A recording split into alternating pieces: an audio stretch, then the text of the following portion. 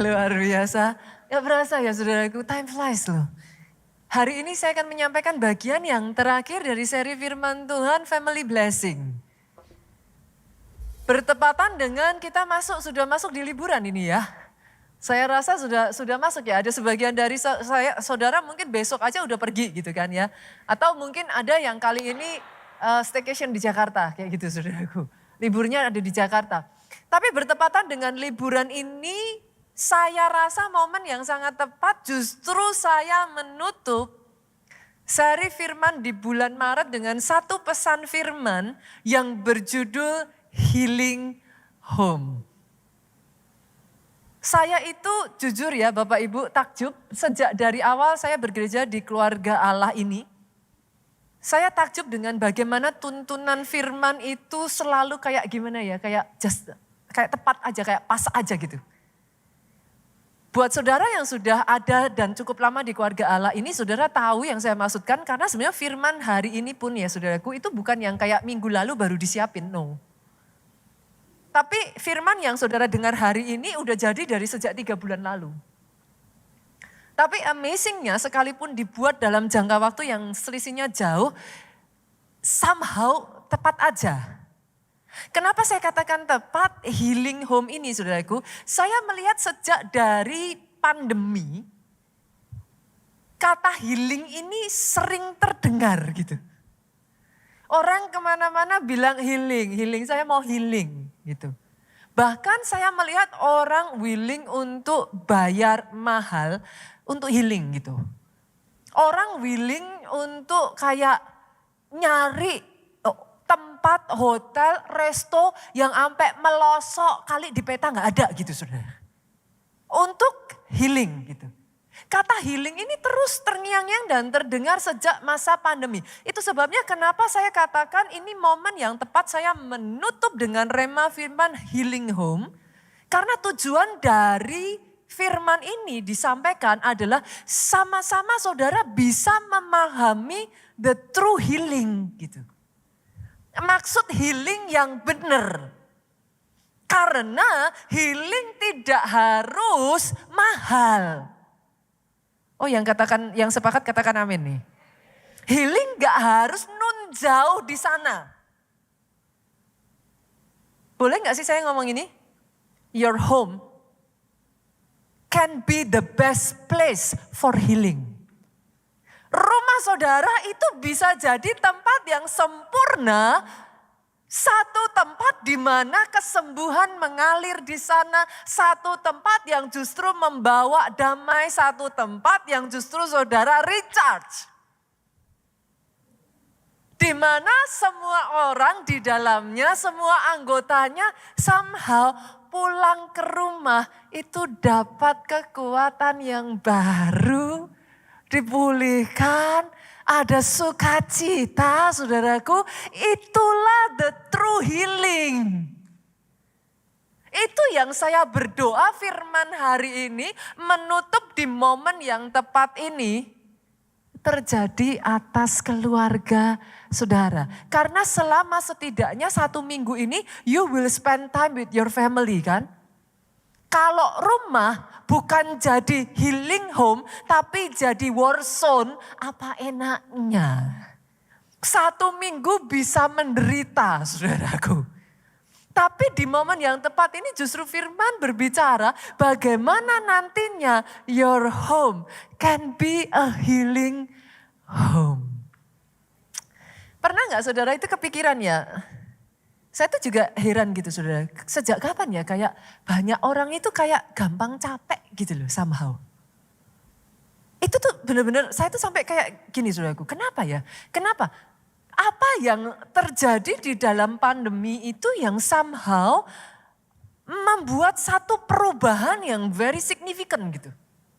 Saya sempat berpikir apa jangan-jangan gara-gara ini ya kalau dulu kerja di luar terus and then kayak terbiasa work from home ya. Akhirnya kayak orang udah kayak apa sih saudaraku udah mager, bahasa itu muncul juga mager gitu. Kayak udah capek aja jadi kayak balik lagi kerja seperti biasanya padahal kan ya sama aja saudaraku gak berubah. Tapi kok jadi akhirnya jadi kayak capek dikit-dikit capek. Makanya muncul kata-kata butuh healing gitu kan. Nah saya tuh meneliti saudaraku dan saya mempelajari, saya menemukan ada beberapa penyebab. Yang pertama saya menemukan bahwa naiknya saudaraku tingkat kebutuhan, keadaan ekonomi yang ada saat ini membuat segala sesuatu kebutuhan kan naik. Naiknya tingkat kebutuhan itu akhirnya saudaraku membuat orang itu of course dia harus bekerja keras sebagian bahkan mungkin gak hanya satu pekerjaan, saudara harus kayak ngambil bahkan dua seperti itu saudaraku. Dan akhirnya tuh jadi kayak labirin yang terus berputar gitu. Ngerjain yang ini gak seberapa capek tapi kan ada yang ini. Ngerjain yang ini tapi habis ngerjain yang ini. Jadi yang ada tuh kayak terus continuously ada di dalam pressure gitu. Nggak habis-habis gitu. Belum saya menemukan juga saudaraku salah satunya sebenarnya hal yang sangat baik ya. Kemajuan teknologi Bapak Ibu. Tetapi kemajuan teknologi bersamaan dengan majunya teknologi yang tadinya negara ya berdiri sendiri-sendiri. Sekarang jadi dibawalah yang namanya ekonomi global kan. Saudara mengenal kata-kata yang begitu fantastis ini, ekonomi global. Akhirnya yang terjadi adalah persaingan global. Dengan persaingan lokal aja banyak yang gak bisa survive loh. Ini global dibawa. Persaingannya jadi lebih ketat Bu. Kerja keras aja gak cukup. Muncullah istilah harus work smart. Kerjanya harus pintar, nggak cuman kerja keras nggak bisa. Nggak cukup, harus kerja pintar. Kerja pintar juga nggak cukup. Zaman sekarang ini orang harus kerja kreatif. Itu sebabnya di mana-mana menjamur sosmed. TikTok itu udah kayak, wah pokoknya muncul maksudnya ada orang-orang yang karena kreatif menggunakan sosial medianya justru boom. Tetapi bersamaan dengan sosial media yang menjamur ini saudaraku ada tuntutan lain lagi yaitu tuntutan naiknya gaya hidup kan. Saudara kalau mau sukses di sosial media enggak saudara akan scroll sosial media kan. Orang yang sukses di sosial media nggak bisa hanya nyerahin sosial medianya dikerjain orang. Nonsen buat saya ya saudaraku. Karena kalau saudara dikerjain orang, touch-nya boleh itu dibantu, boleh ada admin tambahan. Tapi touch-nya nggak akan bisa dapat kalau saudara nggak involve di situ. Masalahnya dengan saudara involve, you scroll kan. Terus lihat kehidupan orang kan. Lihat kehidupan orang ada tuntutan kan naiknya gaya hidup kan. Naiknya gaya hidup ya kalau ada uangnya. Kalau enggak ada Bu, pinjol berbicara. Pinjol itu sendiri another stress. Stres demi stres demi stres, tension demi tension demi tension, akhirnya itu energi kayak kesedot itu loh saudara tanpa saudara sadari. Habis akhirnya. Tidak heran orang mulai ngomong butuh healing. Nah, yang jadi masalah adalah coba ya, saya ajak saudara, kita semua di sini tahu dong arti healing yang benar sebenarnya itu apa? Kesembuhan toh. Tetapi kalau saudara bilang, "Pastor, saya butuh healing." Itu artinya apa? Kesembuhan. You're not even sick gitu. Saudara bahkan mungkin gak sakit. Arti healing yang dipakai itu apa? Melakukan kegiatan yang bisa refresh kita punya jiwa kan. Ini kalau bapak-bapak saya nggak tahu apa hobinya apa kalau bapak-bapak? Mancing. Zaman sekarang apa hobinya bapak-bapak? Moge. Apa Pak hobinya? Saya nggak tahu nih bapak-bapak hobinya apa. Kalau ibu-ibu kan balik-balik lagi apa? Shopping toh. Lah, kalau uangnya ada ya nggak apa-apa saudaraku. Tapi sekarang kalau healing saudara artikan sebagai melakukan kegiatan yang refresh, salah satunya shopping. Lah kalau nggak ada uangnya, kapan healingnya? Saudara bisa, karena everything itu mindset saudara. Sekarang otomatis kalau healing melakukan kegiatan atau aktivitas yang saudara anggap itu bisa mendatangkan kayak refresh di jiwa. Balik-balik lagi orang biasanya munculnya, apalagi sekarang dengan sosmed ya, munculnya pergi ke luar negeri. Loh, once again kalau ada uangnya juga gak apa-apa, puji Tuhan ada berkat saudara. Lah kalau gak ada, healingnya apa? Apa saudaraku? Kan mau sampai kapan healing? Akhirnya yang ada capek terus pastor, capek. Balik-balik lagi mindset. Kalau yang ada di benak saudara yang namanya healing, kumpul bareng teman itu healing. Kalau enggak hati-hati, kumpul sama istri, suami, sama anak malah beban. Saudara mengerti yang saya maksudkan? Kalau seperti itu, saudara, nanti 1 minggu ke depan menderita saudara. Boleh nggak saya ngomong gini? Saya perkatakan nih ya, supaya nanti saudara selama 1 minggu ke depan ini, saya nggak tahu berapa lama saudara akan dapat libur gitu ya. 1 minggu, ada yang 10 hari, ada yang 2 minggu misalkan. Boleh nggak saya katakan ini dulu? Healing tidak sama dengan harus pergi ke luar negeri. Ada amin di sini? Boleh aminnya yang lebih keras. Kalau bisa puji Tuhan. Healing tidak sama dengan makan di restoran bintang 5. Saya nggak dengar kata amin dari tempat ini. Healing tidak sama dengan pergi ke pelosok jauh di sana. Saudaraku, boleh nggak sih sebelum saudara pergi ke pelosok mungkin di Papua sana? Berapa banyak di sini yang belum pernah ke Tugu Monas? Jangan jauh-jauh saudara pergi sampai ke mana tempat yang saudara bahkan gak kenal. Sekali-kali Kak di Jakarta kunjungi Monas. I don't know. Ada a lot of destination di Jakarta ini yang you do not even go there. This is my point. Ini poin saya, supaya nanti saudara nangkap seperti apa sih healing yang sebenarnya. Jangan sampai saudara salah berpikir tentang healing itu gitu. Seperti apa healing? Boleh nggak kalau kita bikin simple saudara? Healing can be anywhere, anytime. Healing bisa dimanapun, bisa kapanpun. Itu life is much easier. Jadi lebih ringan.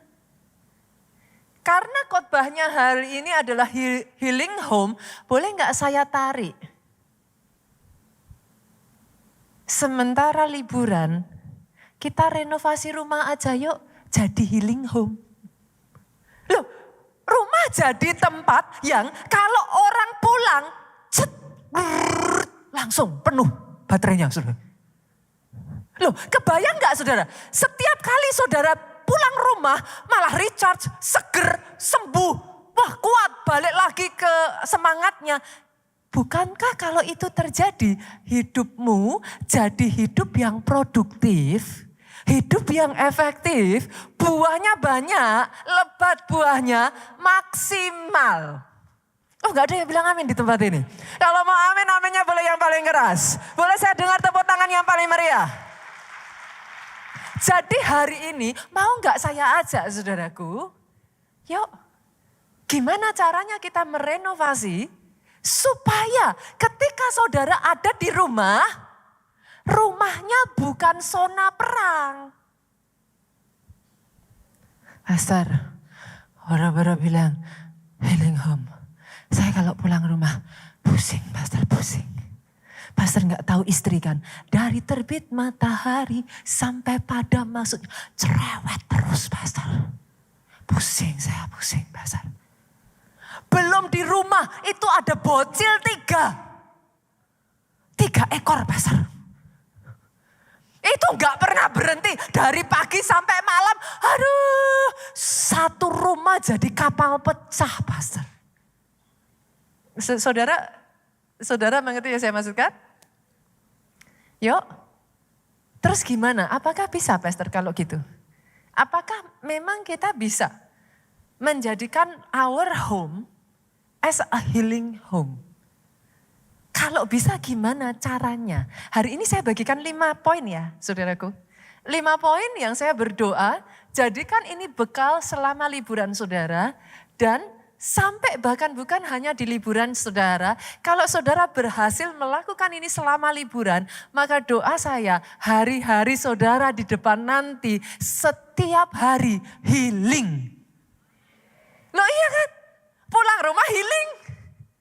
Enggak usah keluar uang mahal. Setiap hari, every day is healing day. Yang sepakat aminnya boleh yang paling keras. Yang sepakat dan mau melakukan. Yuk kita kasih tepuk tangan yang paling meriah buat Yesus Tuhan kita. Saya bagikan 5 poin. Yang pertama saudaraku. Kalau kita maunya adalah our home becoming a healing home, nggak bisa tidak nomor 1 kata kuncinya adalah setiap anggota di rumah itu ngalami healing heart. Pemulihan hati itu kata kuncinya Bu. Kenapa harus begitu Pastor? Orang yang luka biasanya cenderung melukai orang lain. Saudara pernah nggak merenungkan ini? You can be nice even to stranger loh. Sama orang asing saudara bisa nice loh. Tapi kenapa sama suami sendiri? Kenapa sama orang tua sendiri? Kenapa sama anak sendiri? Bahasamu kasar.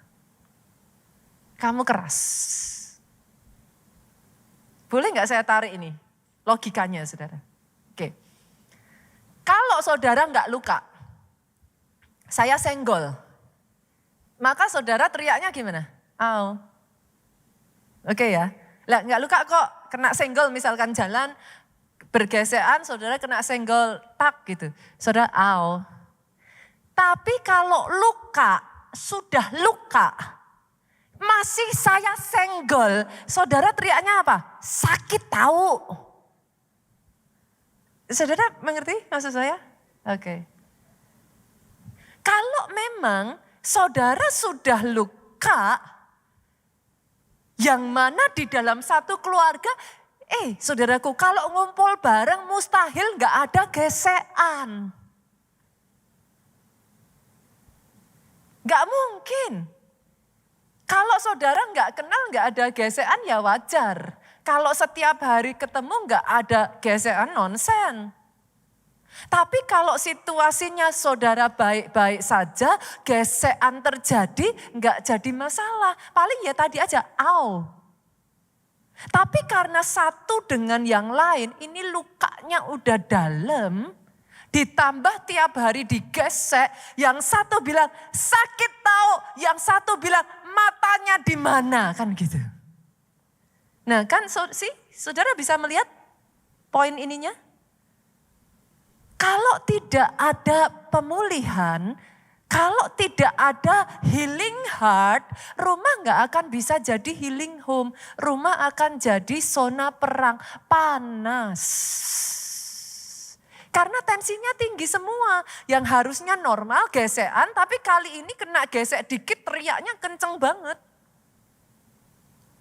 Jadi gak enak saudaraku. Terus kalau seperti itu gimana Pastor? Kalau sayanya sendiri, mungkin ada sebagian saudara di tempat gak usah angkat tangan saudaraku, I'm fine with it. Pastor, karena saya itu pernah saudara, satu kali saya iseng, saya pakai Instagram saya lontarkan satu pertanyaan. Menurut kamu family itu apa? Dan ternyata saya mendapatkan jawaban yang di luar dugaan saya saudaraku. Saya berpikir saya akan mendapat jawaban semacam kayak, family, kangen pulang pastor. Kayak gitu-gitulah.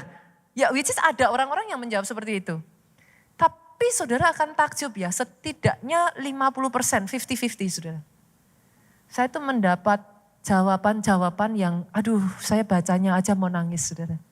Ada yang jawab gini, family, apa itu pastor? Sudah lama gak denger. Wah itu sakit banget itu saudara. Ada yang jawab family. Kalau bisa jauh-jauh aja pastor.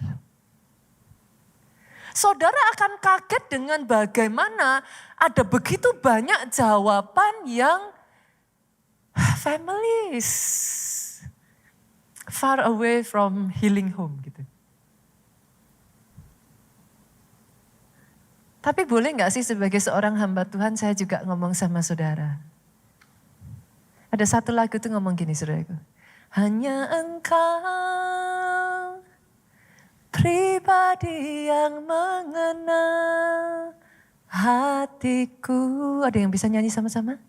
Tiada yang tersembunyi bagimu, seluruh isi hatiku engkau yang tahu.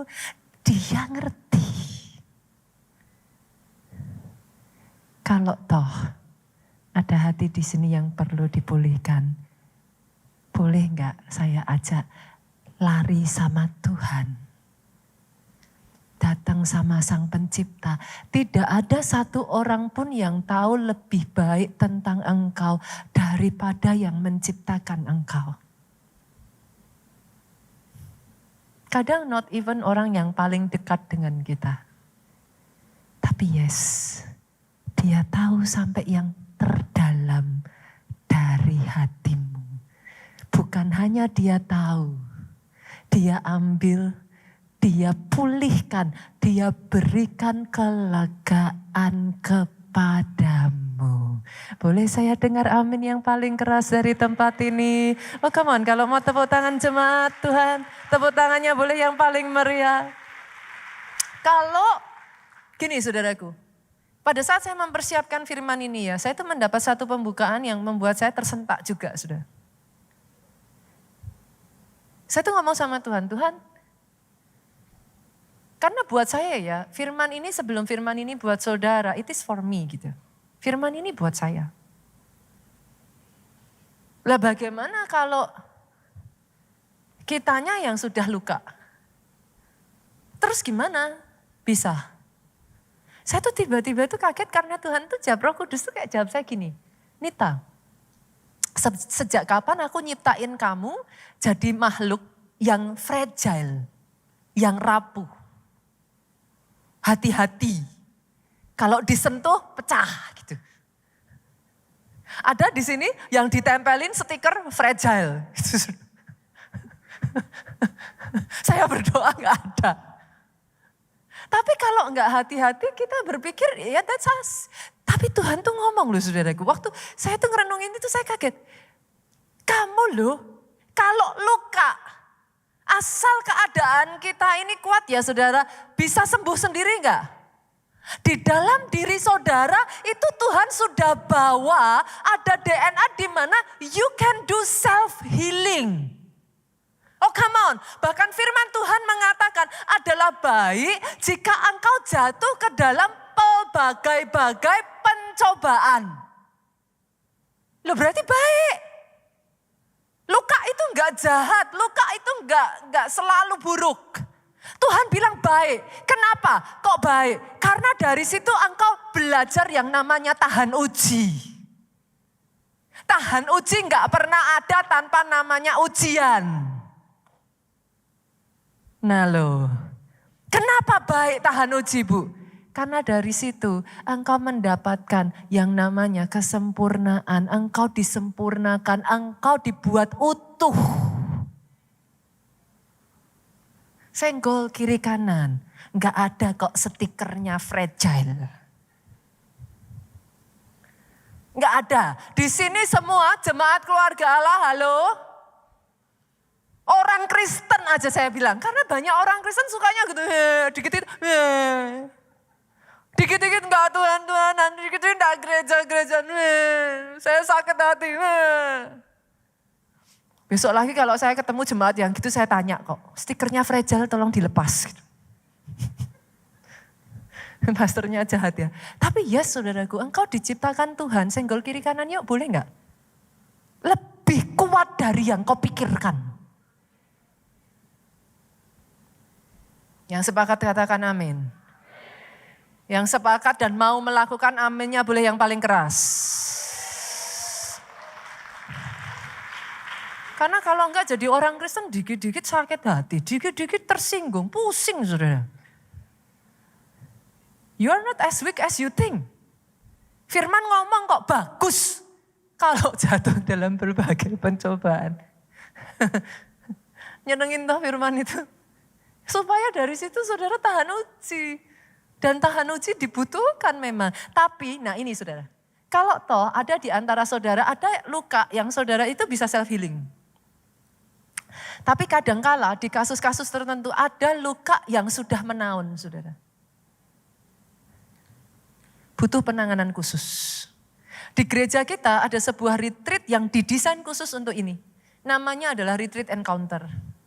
In case buat saudara nanti bulan Mei saudaraku, tanggal 17 sampai 18 itu Sabtu Minggu pas ngambil waktunya memang libur saudara. Satu counselor akan menangani satu konseli. Ini retreat yang memang didesain sedemikian rupa saudaraku. Saudara ditangani orang-orang yang memang sudah mendapat pelatihan sebagai seorang konselor.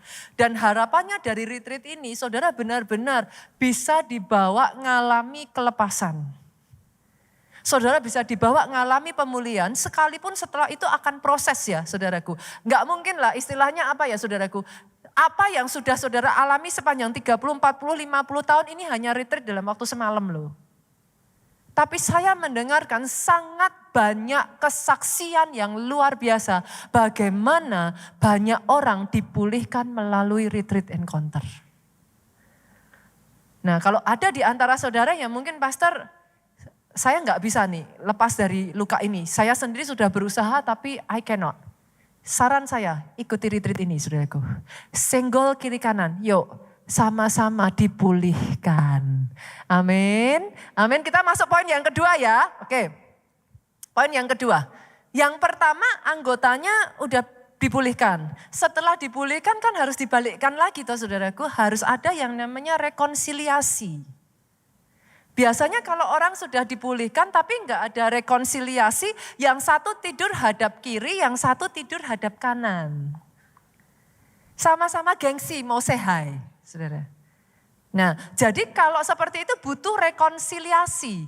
Kenapa kok butuh rekonsiliasi? Yuk, ayat firman Tuhan ngomong apa? Maleakhi pasalnya yang keempat, ayatnya yang keenam, mengatakan maka ia akan membuat hati bapak-bapak berbalik kepada anak-anaknya. Dan hati anak-anak kepada bapak-bapaknya. Supaya jangan aku datang memukul bumi sehingga musnah.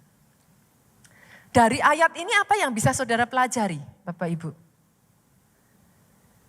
Berarti setidaknya ada banyak bapak-bapak yang hatinya sudah enggak ke anak-anaknya lagi ya. Nah, ada banyak anak-anak yang hatinya sudah jauh dari bapak-bapaknya ataupun orang tuanya. Butuh ada rekonsiliasi. Apa itu rekonsiliasi, Pastor? Saya bukakan di KBBI. Rekonsiliasi adalah perbuatan memulihkan hubungan persahabatan. Saya tambah ya saudaraku, bukan hanya hubungan persahabatan, tetapi saya tambah hubungan persaudaraan. Hubungan keluarga. Pada keadaan semula. Atau rekonsiliasi juga diartikan perbuatan menyelesaikan perbedaan. Nah, sebenarnya tuh simpel sih saudara, sederhana sih. Berapa banyak di sini yang anaknya lebih dari 2? Boleh angkat tangan. Ya, saya lihat tangan-tangan. Enggak usah malu loh, saudara, anak saya 3. Nah, tiba-tiba langsung angkat, yes. Oke. Saya tanya nih ya, jujur ibu-ibu. Yang anaknya lebih dari 2. Waktu saudara nangani anak pertama dengan anak ketiga, keempat, dan kelima, sama atau beda? Nah, jujur. Anak pertama saudara keluar dari mobil, wah dipeluk. Kepalanya ditutupin, biar gak silau. Wah buka mobil aja tuh kayak ceklek. Buktikan perkataan saya, anak ketiga keluar dari mobil, jedeng. Suster saya tuh sampai protes sama saya. Momom, mereka manggil saya momom. Momom tuh ya, zamannya Cici dulu kayak apa, sekarang Jen begitu. Mom itu nggak adil katanya, saudara. Yang protes susternya, saudara. What's the point? Apa yang saya maksudkan dari cerita saya ini? Ini poinnya, saudara. Kadang waktu sudah berjalan, ketika saudara itu sudah too much in your plate ya. Pulang itu udah capek, saudara. Buru-buru merhatiin anak mau gimana. Yang penting pokoknya kehidupan berjalan gitu aja. Satu rumah ya, satu kamar bisa urusan sendiri, satu kamar yang lain. Satu dengan yang lain tuh bisa enggak bertegur sapa seharian loh. Halo. Bahkan mungkin ya, kalau enggak mamanya atau papanya woro-woro, itu mungkin kalau mamanya sakit anak belum tentu tahu kok. Anak zaman sekarang itu udah terbiasa mengurung diri di kamar terus kok. Hatinya menjauh, Pak. Saudara, oke, saya tanya lagi ya, berapa banyak orang tua di sini yang anaknya udah kuliah di luar kota, saudara? Maksudnya enggak satu tinggal di satu tempat dengan saudara, angkat tangan saudara. Oke, saya melihat tangan-tangan terangkat. Saya itu benar-benar menjaga sekali saudara dengan anak saya. Itu sebabnya saya tetap maintain komunikasi dengan anak saya yang rutin, saudara. Karena ketika mereka sudah ada di luar kota, apalagi luar negeri, tempat yang jauh ya saudara. Mereka ketemu siapa saudara nggak tahu. Setiap hari di sekolah diisi apa saudara nggak tahu. Bergaul dengan teman-teman ngomong apa saudara nggak tahu. And then suddenly pulang, saudara ngerasa kok anakku berubah ya. Tiba-tiba kayak jauh. Yang tadinya nempel kayak perangko apa-apa dikit-dikit cerita, apa-apa dikit-dikit ngomong. Sekarang kayak kamu-kamu, aku-aku. Bisa lost saudaraku. Itu sebabnya butuh rekonsiliasi. Suami istri, renungkan perkataan saya ini. Akan tiba waktunya di mana anak-anakmu sudah beranjak dewasa, mereka masing-masing akan punya pasangan hidupnya, membangun bahtera rumah tangga mereka, dan mungkin mereka akan meninggalkan saudara. Bagi saudara yang datang sama pasangan saudara, suami saudara atau istri saudara, pandang tuh wajahnya lekat-lekat saudaraku, besok yang saudara pandang itu yang tinggal bersama saudara. Terus kalau suami istri, saya tuh pernah ketemu sama suami istri yang lucu sekali saudara. Si istri mau ngomong sama suaminya, ada anaknya di tengah. Tuh, bilang sama papimu tuh, papinya ada di sampingnya saudara. Tapi ngomong sama anaknya, tuh bilang tuh sama papimu. Kok jadi papi kok kayak gitu? Papi macam apa? Bilang tuh, bilang. Saya tuh ngeliatinya bingung saudara. Ini keluarga gimana sih gitu. Kalau saudara tidak rekonsiliasi suami istri, sudah lama ngurusin anak, masih ada anak, ada alasan engkau bertahan. Besok kalau sudah enggak ada anak, berdua ditaruh satu kamar, yang terjadi ada suara krik, krik, krik, krik, krik, krik. Bingung mau ngomong apa. Enggak ada percakapan. Kalau enggak hati-hati, orang tua anak juga gitu. Nah, orang tua anak yang udah lama enggak ada komunikasi dekat ya saudara. Rata-rata kalau anaknya masih kecil, nanti pertanyaannya kayak gini. Udah ngerjain PR belum? Terus anaknya ngomong, dasar anaknya juga jengkel kan saudara? Belum. Alih-alih saudara komunikasi, ngomongnya apa? Gimana sih? Kok enggak tahu jawab? PR dikerjain. Enggak terjadi komunikasi toh. Yang muncul apa? Orang tua, halo, hati-hati. Ini saya tahu ada anak di sini juga. Tapi orang tua hati-hati. Yang keluar nasihat. Itu anak akan langsung ngomong bosen. Itu lagi, itu lagi. Apakah yang bisa saudara keluarkan dari mulut saudara hanya sebatas itu? If that is a yes, poin nomor 2 untuk saudara. Bapak-bapak, ibu-ibu, saya tanya nih, tahu nggak warna kesukaan anak apa? Halo, ayo. Tahu nggak anak suka makan apa? Kadang kalau nggak hati-hati kita bahkan nggak kenal anak kita loh. Tahu nggak anak benci apa? Kadang kita enggak tahu loh saudara. Ini yang khusus bapak-bapak kalau ini. Kalau ibu-ibu sampai enggak tahu kebangetan. Bapak-bapak hafal enggak tanggal ulang tahun anak? Nah loh, langsung ngeliatin kiri kanan. Papanya, ayo ini kalau biasanya ibunya mah ingat soalnya ngelahirin kan saudaraku. Kalau ibunya enggak ingat, waduh ini harus hati-hati saudara. Tapi yang papa-papa nih, ayo papa-papa ingat enggak? Kapan tanggal ulang tahun anaknya? Biasanya ingatnya gini, ya tahulah. Bulan apa ayo? Oh tahu kalau bulannya tahu. Tanggalnya, tahunnya. Nah biasanya ada yang miss. Saudara. Itu sebabnya yuk ada rekonsiliasi yuk. Ada pemulihan lagi. Saudara bukan cuma tinggal satu rumah tapi ngobrol dengan anak itu asik. Ngobrol dengan suami atau istri itu bisa berjam-jam dan kayak nggak habis-habisnya keluar bahan percakapan baru demi bahan percakapan baru dan kayak seru gitu. Kalau itu yang kau butuhkan, jangan malu, jangan gengsi ya saudara. Jadikan ini PR, momen liburan besok, rekonsiliasi. Cari waktu. Jangan lagi ngomong gini, kalau biasanya enggak liburan kan selalu ngomongnya sama sibuk pastor. Nanti yang anak juga enggak kalah sama orang tuanya, PR-nya banyak. Les, ujian. Enggak pernah ketemu saudara. Tapi selama liburan ini, saudara mau cari kerjaan, semua orang maunya libur.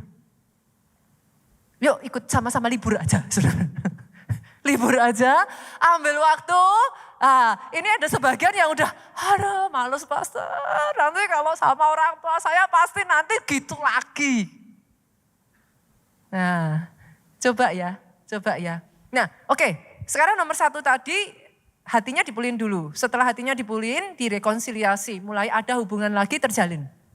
Yang ketiga, minggu lalu saya sampaikan saudaraku. Basically, Tuhan menciptakan keluarga. It was meant to be heaven on earth. Itu pegang dulu. Konsep ini saudara harus nangkap dulu. Keluarga dirancang supaya kita selama ada di bumi ini bisa ngerasain surga gitu loh. Ceritanya itu. Nah, tadi setelah sudah dipulihkan, terus kemudian hubungannya disambung lagi. Yuk barengan. Poin yang ketiga, satu keluarga harus komitmen untuk membangun keluarga supaya heaven on earth. Nah sekarang kalau kita mau membangun ke sana, pertanyaannya jadi gini saudaraku, lah heaven-nya kayak apa? Iya kan? Kayak saudara mau bikin rumah, harus ada blueprint kan? Ya sama, oke. Ini saudara sekarang tujuannya heaven on earth nih. Family is supposed to be heaven on earth kan? Nah heaven-nya kayak apa? Saya bagikan ciri-cirinya heaven ya saudara. Ada yang mau bantu saya?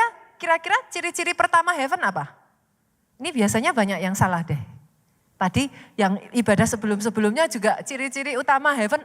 Ada yang tahu ciri-ciri utama heaven apa? Apa?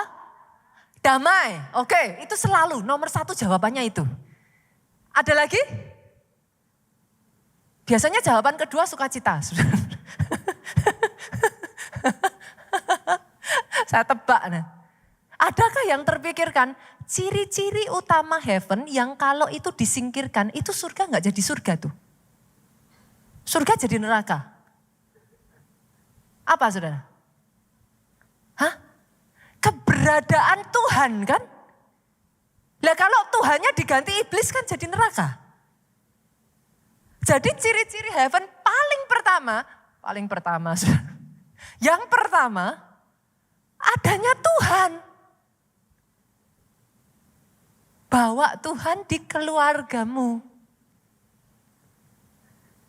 Lawan katanya saudaraku, lawan katanya di dalam surga ketika ada Tuhan. Saudara masih ingat lagu ini enggak? Penasehat ajaib Allah yang perkasa, Bapa yang kekal, apa? Raja damai. Berarti Tuhanmu disebut Raja damai. Makanya tadi yang disampaikan betul sekali. Kalau dia Raja damai, saat dia bertahta, saat dia hadir, dia bawa apa? Damai. Lawan katanya damai apa? Ribut. Pertikaian, pertengkaran. Coba renungkan perkataan saya ini ya saudaraku. Kalau di keluarga banyak ributnya, senggol kiri kanan, itu rajanya kemana? Loh, kan dibalik dulu harus tahu tujuannya dulu kan? Family is supposed to be heaven on earth. Nah kalau rajanya aja disebut raja damai, berarti kan seharusnya nggak ada pertikaian toh. Orang dia raja damai. Lah kalau isinya bertengkar terus. Pertanyaannya tuh simpel kok saudara, rajanya ditaruh di mana? Nah balikkan ke situ dulu, jangan yang lain-lain dulu. Bawa dulu, Tuhan harus hadir dalam keluarga. Jangan jadi keluarga Kristen yang tidak rohani. Keras ya? Ini keras ini.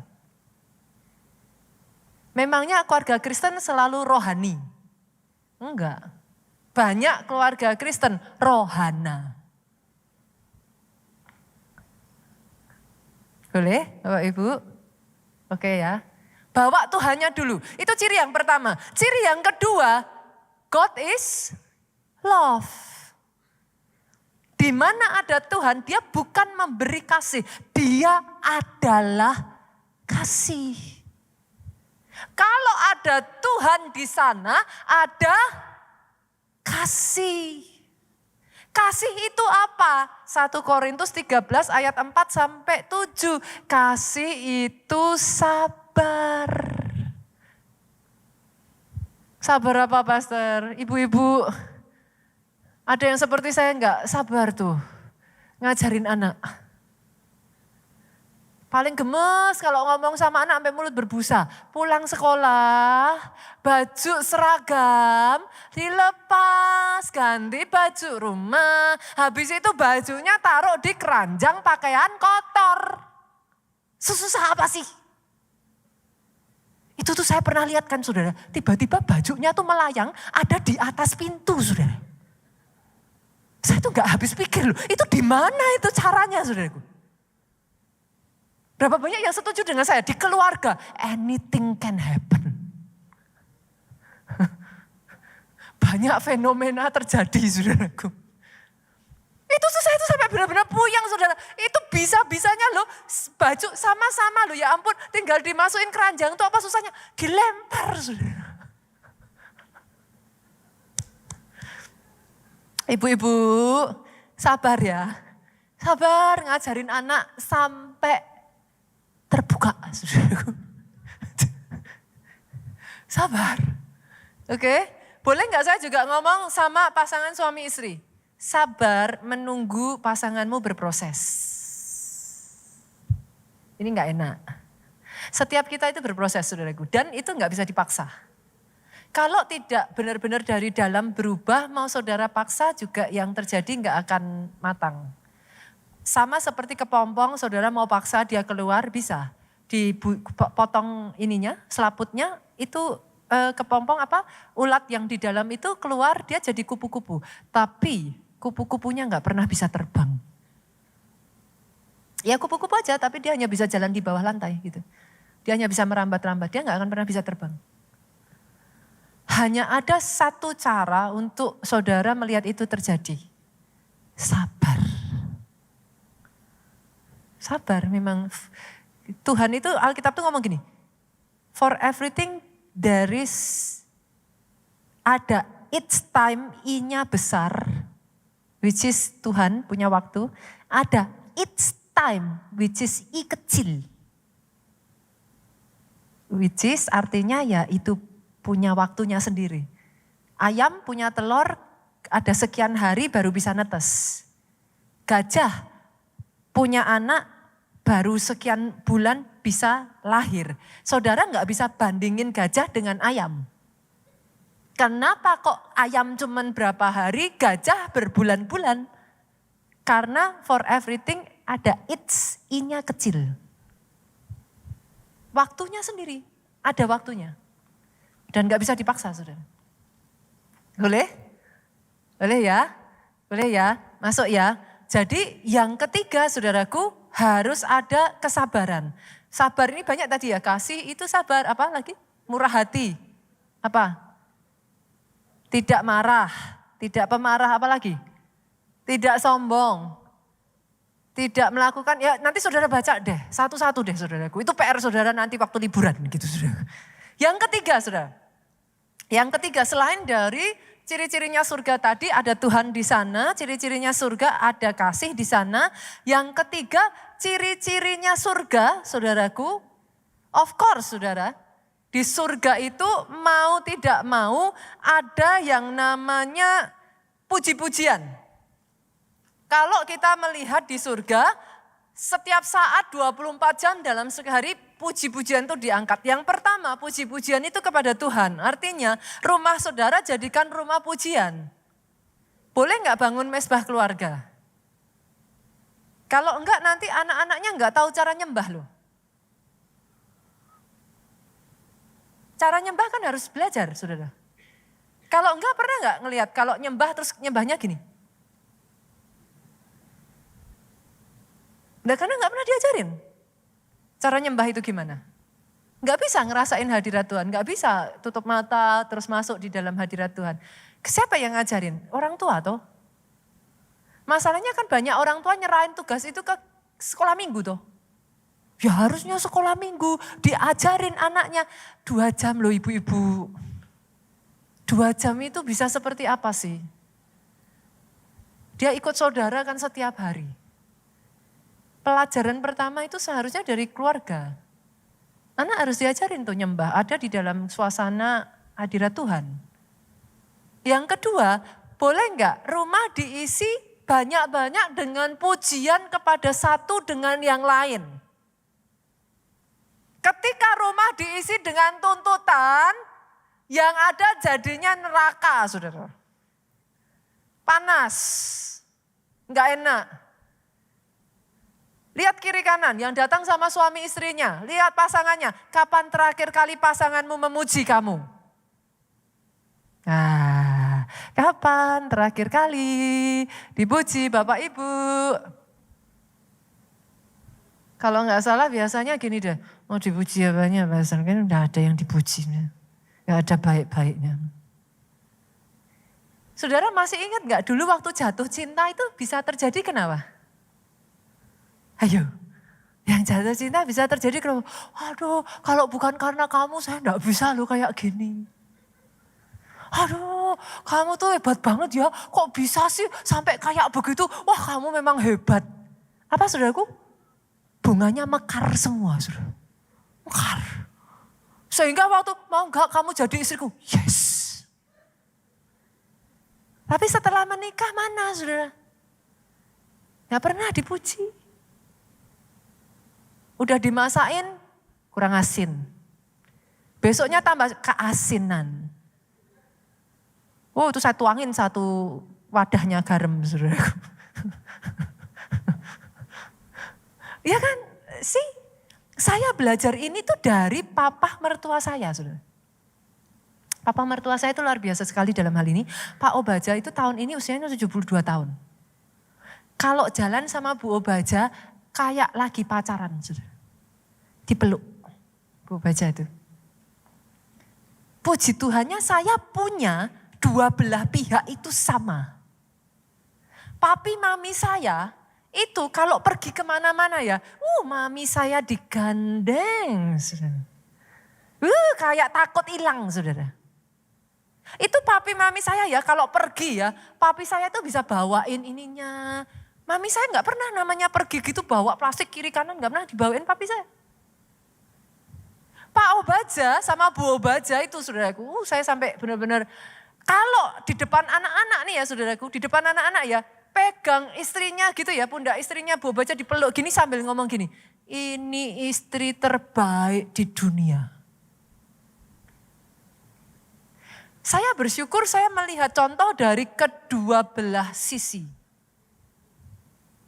Tapi saya sampai sekarang pergi kemana-mana sama mami saya, itu berdua masih gandengan, masih pelukan. Saya tuh berdoa ya saudara di keluarga Allah ya mau 90 tahun kayak mau 100 tahun usianya. Boleh gak sih kalau jalan berdua tuh mbok ya kayak pacaran gitu loh saudaraku. Dulu belum menikah, saudara udah kayak papi mami. Panggilnya aja papi.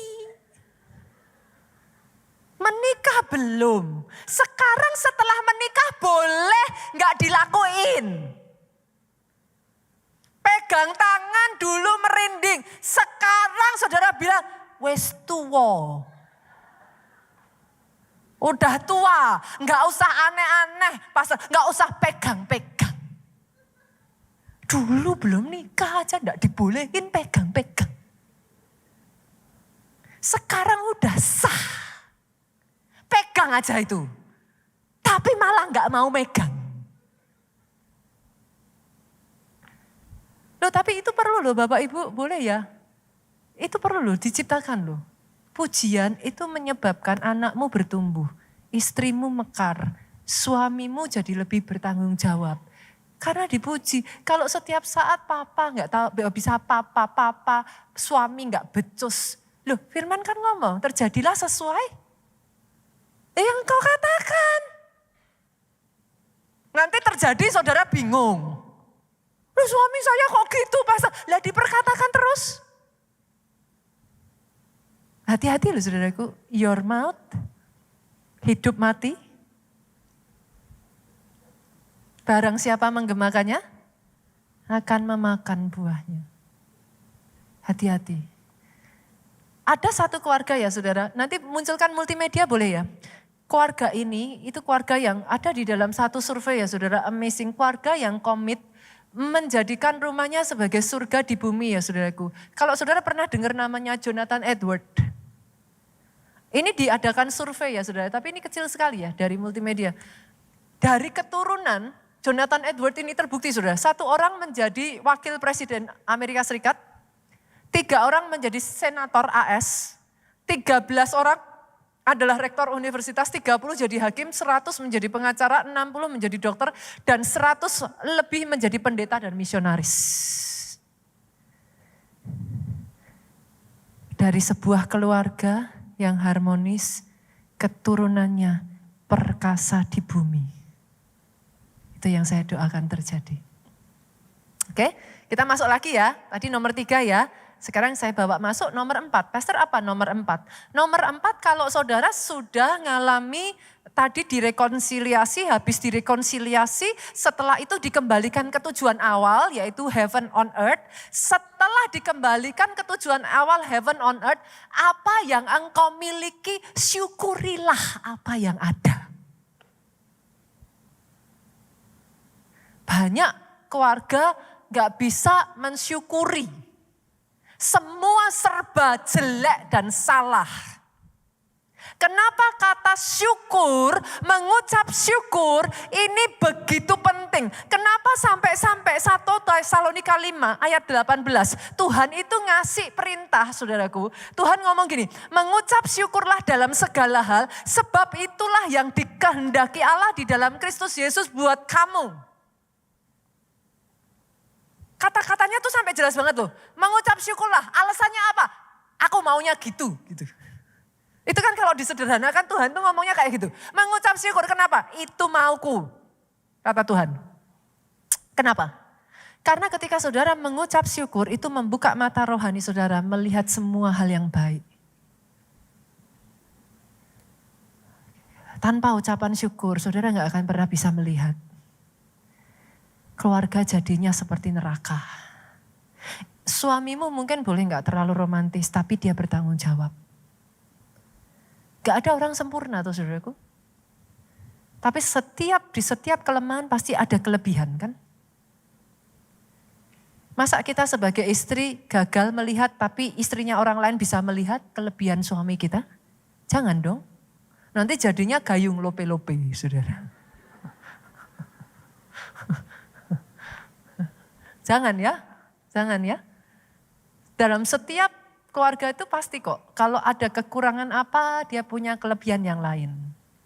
Mungkin dia orangnya pendiam, tapi di balik pendiamnya dia sangat perhatian di dalam hal-hal kecil. Mungkin dia orangnya saudaraku, tapi dia di bagian yang lain lebih bagus, kayak gitu. Jadi yang keempat ini saudara, syukuri ya. Ada satu lagu sekuler ya, bukan lagu rohani ya. Syukuri apa yang ada, hidup adalah anugerah. Nah, anugerah. Lihat kiri kanan yang datang sama pasangannya, itu anugerah. Anugerah dari Tuhan. Disyukuri ya Bapak Ibu, itu udah limited stock. Udah last stock. Enggak ada lagi yang kayak gitu. Saudara pingin juga enggak akan muncul lagi dari Tuhan, cuman keluar satu saudara. Jadi disyukuri. Boleh enggak satu lagi saya tambahkan? Syukuri gereja di mana saudara tertanam dan bertumbuh. Yang bersuka cita ada di dalam keluarga Allah. Boleh lambaikan tangan saudara. Boleh kita kasih tepuk tangan yang paling meriah. Penasaran gak sih kalau pendeta-pendeta kumpul ngomongin apa? Hah? Ngomongin saudara. Pendeta-pendeta itu kalau kumpul ya saudaraku, aduh jemaatnya, aduh pengerjanya gitu. Saya tuh ngomong sama teman saya sama pendeta, enggak tuh. Di keluarga Allah jemaatnya hebat-hebat. Pelayan Tuhannya keren-keren. Saya boleh diputarkan saudaraku, satu video yang didedikasikan untuk setiap saudara yang sudah ada bersama-sama membangun rumah ini.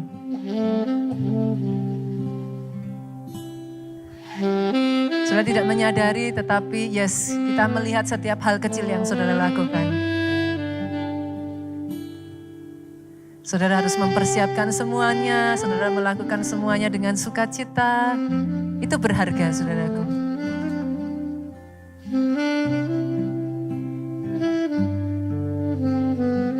Kadangkala tidak ada orang yang melihat, tapi mengajarkan kepada saya, saudara melakukan yang terbaik. Saudara memilih untuk memberi, bukan hanya menerima ya. Tapi memberikan yang terbaik yang saudara miliki. Saudara harus datang lebih awal, saudara harus mempersiapkan semuanya. Itu menjadi cara di mana saudara menunjukkan kasih Bapak kepada satu dengan yang lain.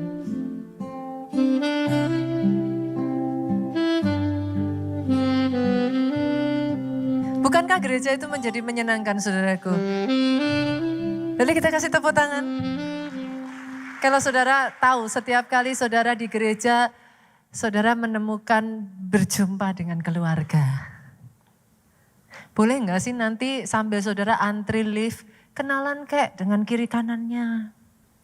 Jangan cuek. Tanya dari mana, tinggalnya di mana, kok bisa datang ke sini, siapa yang ngajak. Udah komsel belum, mau pelayanan enggak. Tanya saudaraku, kan sama-sama di keluarga, ada di sini kan di keluarga Allah. Masa enggak kenal satu dengan yang lain? Kan kayak gimana sih saudara? Mana tahu di situ ketemu jodoh. Puji Tuhan kan enggak ada yang tahu. Saudara kenalan. Dari mata turun ke hati. Kan puji Tuhan dapat jodoh di gereja toh. Ya kan? Yang keempat ini syukuri ya. Bagian dari mensyukuri jangan dibanding-bandingin boleh. Istrinya orang tuh bisa kamu. Jangan dibanding-bandingin. Istrinya orang ya istrinya orang. Yang saudara nikahi kan istri saudara. Bukan istrinya orang. Gereja juga sama. Gak usah dibanding-bandingin. Gereja sana lebih ini. Gereja, saudaraku sebagai rekan sesama hamba Tuhan. Saya percaya masing-masing gereja itu dipercayakan Tuhan masing-masing sendiri-sendiri. Dan with all due respect, saya menghormati semua rekan hamba Tuhan. Saya boleh nggak setuju dengan pengajarannya, saya boleh nggak setuju dengan ini, itu, dan lain sebagainya. Selama saudara berjemaat di keluarga Allah, pernah nggak saya bawa ke atas mimbar? Nggak pernah, nggak akan. Saya tidak akan pernah nyebut nama. Nggak akan. Yes, saya mungkin akan mengkritisi pengajaran-pengajaran tertentu. Yes, saya mungkin akan meng-counter attack apa yang perlu saya lakukan. Tapi saya menghargai Semua hamba Tuhan dengan masing-masing panggilannya di hadapan Tuhan. Kata firman Tuhan, hamba Tuhan itu ada yang punya. Bukan urusan kita. Urusannya sendiri dengan tuannya. Yang sepakat katakan amin. Bagian kita menghargai. Kita mengucap syukur. Tempat saudara bertumbuh. Yuk bangun. Tambahkan, add value. Jadi bagian di keluarga itu. And do something. Engkau bisa melakukan kok. Yang membuat keluargamu jadi lebih baik. Amin. Boleh sekali lagi kita kasih tepuk tangan. Yang terakhir, yang kelima. Kalau sudah tadi disyukuri, yang kelima, keluarga akan menjadi healing home, tempat yang menyenangkan kalau keluarga itu kreatif. Once upon a time, saudaraku, ada sebuah keluarga yang harus berada di sebuah tempat yang sama selama kurang lebih 1 tahun di dalam sebuah kapal, saudaraku, yang mana di dalamnya ada begitu banyak binatang dan terkurung di dalam kapal ini selama kurang lebih 1 tahun. Keluarga siapakah ini? Nah, saudara bisa jawab, keluarganya Nuh. Pada saat pandemi kemarin itu nyampe 1 tahun gak sih dikurung di rumah, saudara? Hah? Enggak lah. Saudara bebas pergi juga kok. Kan? Kebayang gak sih 1 tahun? Di sini ya saudara, boleh gak saya tanya, ada yang suka binatang? Ada yang melihara binatang? Rumah yang ada binatangnya biasanya baunya lebih sedap. Setuju gak saudara? Itu 1 tahun di dalam kapal loh saudaraku, dengan segitu banyaknya binatang itu baunya kayak apa itu saudara. Belum lagi nanti jendelanya dibuka merpatinya terbang, gak bisa. Kebayang gak tuh 1 tahun loh. Nah ini poin saya bukan ke situ. Ada seorang ayah saudaraku mengerjakan peranannya untuk menciptakan satu lingkungan yang begitu baik di tengah keadaan yang sangat tidak memungkinkan sebenarnya. Orang ini bernama Harold Hermans. Dia seorang ayah yang harus membawa anaknya masuk ke pembuangan camp penyiksaan Nazi. Saya waktu baca kisah ini, terlepas dengan keadaan yang begitu rupa saudaraku, saudara bisa kebayang gak sih yang namanya anak itu kayak apa? Tapi hanya dengan satu teriakan anak itu bisa disiksa. Hanya dia tertawa, hanya dia menjadi dirinya yaitu seorang anak. Dia menangis, hukumannya bisa sangat mengerikan. Tapi Harold Herman ini saudaraku, yang hebat dari orang ini adalah dia menciptakan satu lingkungan untuk anaknya yang bahkan pada saat akhirnya di titik akhir hayatnya dia meninggal saudaraku. Dan anaknya keluar dengan selamat. Anaknya menceritakan di dalam buku biografinya saudaraku bahwa dia selama ada di dalam kamp penyiksaan Nazi, dia tidak pernah sadar kalau dirinya sedang ada di dalam kamp penyiksaan Nazi saudara. Karena apa yang dilakukan oleh ayahnya. Ayahnya akan melindungi dia sedemikian rupa. Membuat seolah-olah itu adalah sebuah permainan. Ayahnya akan ngomong sama anaknya saudaraku. Kita sedang dikejar raksasa. Jangan berteriak. Jangan nangis ya. Sepanjang ayah ini masih hidup ya saudaraku, dia berhasil melindungi anaknya. Berkali-kali dia harus menerima hukuman yang harusnya ditimpakan ke anaknya. Sampai akhirnya anaknya selamat saudaraku. Dan kesaksian ini diceritakan oleh anaknya. Saya percaya gak ada satupun keluarga di tempat ini yang keadaannya lebih buruk. Let's be creative yuk. Keluargamu bisa dipulihkan kok. Sebab Tuhan melindungi, Tuhan menyinari,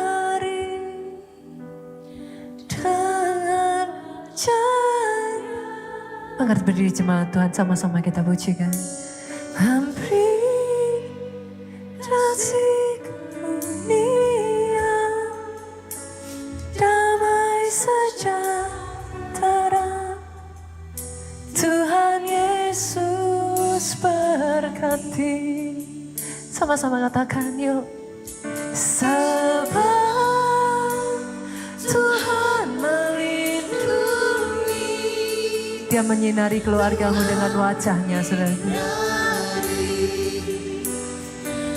Ada kasih karunia di dalam setiap perjalanan, bahkan di dalam momen-momen terberat sekalipun. Ketika kau melibatkan Dia, sungguh-sungguh Dia menjadi Raja yang bertahta atas rumahmu.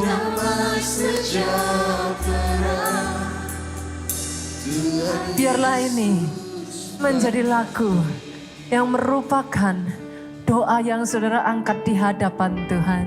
Sama-sama kita nyanyikan dari awal. Kiranya Tuhan berkenan. Ini yang saya perkatakan, saudaraku. Memberkati rumah keluargamu. Apa yang telah Tuhan berkati, diberkatilah untuk selamanya. Sekali lagi ya saudara, biar ini jadi doamu. Kiranya Tuhan berkenan, semua keluarga yang ada di gereja ini, di tempat ini, berkati rumah keluargamu. Dan apa yang Dia berkati, Tuhan berkati. Berkat itu tinggal, saudara. Diberkatilah untuk selamanya. Sebab Tuhan melindungi, Tuhan menyinari dengan wajah-Nya, memberi kasih karunia. Ada damai di rumahmu, rumah yang indah, dindingmu. Biar itu yang terjadi atas keluargamu. Sebab Tuhan melindungi, Tuhan menyinari, kuasa-Nya tidak pernah habis. Tidak ada habis-habisnya Dia kerjakan karya-Nya.